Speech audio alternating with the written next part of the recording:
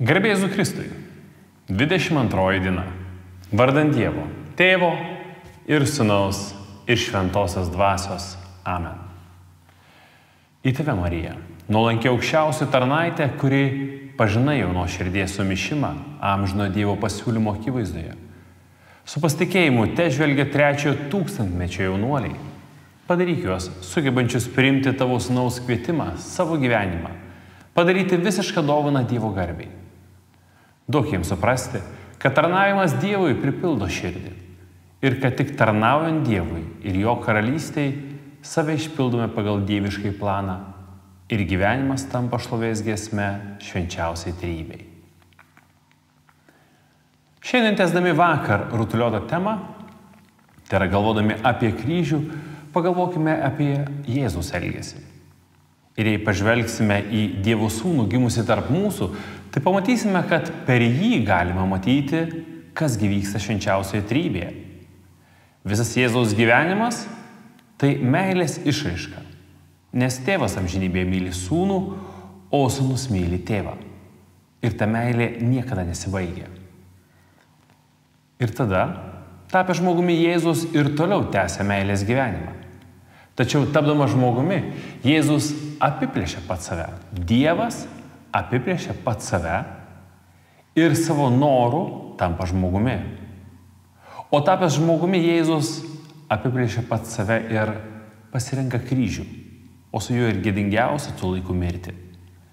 Taigi Dievas iš meilės apiplėšia pats save ir tapo žmogumi, žmogaus sūnus, apiplėšęs save mirė ant kryžiaus. Todėl kryžius mums tampa apreiškimu, ką reiškia mylėti kaip Dievas. Ir todėl, kai mes darome kryžiaus ženklą, vardant Dievo, Tėvo ir Sūnaus ir Šventosios Dvasios, mes išpažįstame švenčiausią trejybę. Mes išpažįstame, ką reiškia mylėti kaip Dievas.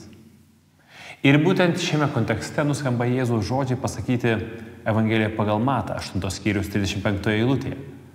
Kas nori išgelbėti savo gyvybę, tas ją praras. O kas pražudys savo gyvybę dėl manęs ir dėl Evangelijos, tas ją išgelbės. Mūsų sukūrimo tikslas yra dalyvauti Dievo meilėje, gyventi tą meilę. Ir visa, kas veda link šio tikslo, prie mūsų gyvenimo išsipildymo veda. Ir tai supranta ne tik tai katalikai, tai supranta ne tik tai tikintieji, tai supranta iš tiesų visas pasaulis. Kartais gal jau ir ne po to pačiu vardu, bet vis dėlto su džiaugsmu visas pasaulis švenčia Kalėdas.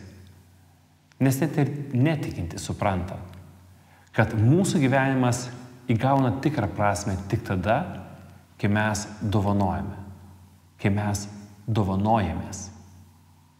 Taigi, kad per savo darbus ir rūpesčius galutinai nepasiklystume, Jėzus mums parodo, ką reiškia būti tikru žmogumi. Tiesa, jau Senajame testamente Dievas, kalbėdamas apie savo tautos išlaisvinimą iš Egipto vergovės, kalbėjo apie jos atpirkimą. Ir Izraelio tauta kiekvienais metais tai mini per perėjimo šventę, tai yra per Velykas. Paschą. Jėzus taip pat įvykdo savo atpirkimą, savęs paaukojimą per šią šventę. Jau Izraelyje aiškiai galima matyti, kad dėkingumas už atpirkimą, tai yra, kad dovana gauta iš Dievo, skatina mus taip pat dovanoti ir dovanotis. Taigi, dėkingumas už atpirkimą turėjo būti parodytas konkrečiais meilės artimo darbais. Kaip pavyzdys galėtų būti paskutinė vakarienė, kurios metu, kai Jėzus jau susėdo su savo mokiniais ir kai į Judą jau įeina velnias, Jėzus sako Judui, kad šis darytų greičiau tai, ką yra sumąstęs. Kiti mokiniai, kągi pagalvoja, kad Judas, kuris turėjo kasą, turėjo atiduoti pinigų vargšams. Natūrali reakcija. Mes čia sėdime ir švenčiame mūsų atpirkimą. Tad dėkingumas turi būti išreikštas konkrečių meilės veiksmų artimui. Tai yra meilės parodymas. Šiuo atveju pinigų nunešimas stokojantiems. Neretai, kai užeina kalba apie aukojimus arba apie auką, dažnai galima išgirsti nepasitenkinimo murmėjimą. Klausyk, juk mums ir taip sunku, juk laikai sudėtingi, laiko yra mažai, jėgų yra mažai, bet šventasis raštas liudija, jog ne turtas ar neturtas yra dosnumo šaltinis, bet sugrūdusi širdis. Kaip pavyzdį galime prisiminti apaštalą Paulių, kuris organizuoja šelpimą stokojančių ir pasakoja korintiečiams apie Makedonijos bendruomenę, kuri gyveno labai skurdžiai. Ir logiškai galim būtų manyti, jog netrukus Paulius arba pasakys, kad Makedonijos bendruomenę taip pat reikėtų paremti, arba kad dėl joje esamo skurdo iš jos nereikėtų nieko tikėtis. Tačiau jis rašo apie tai, kaip ši bendruomenė maldauja leisti jai prisidėti prie tos rinkliavos. Ir kad tas prisidėjimas viršė visus lūkesčius. Kaip viršėjo? Apie tai kviečiu jūs pačius paskaityti ir pamastyti. Antrasis laiškas korintiečiams, 8 skyriaus 1-15 eilutės. Paskaityti, pamastyti ir pasimelsti. Pasimelsti, kad viešpats perkeistų širdį. Garbė Dievui, Tėvui ir Sūnui ir Šventai Dvasiai, kaip buvo pradžioje, dabar ir visados ir per amžius. Amen.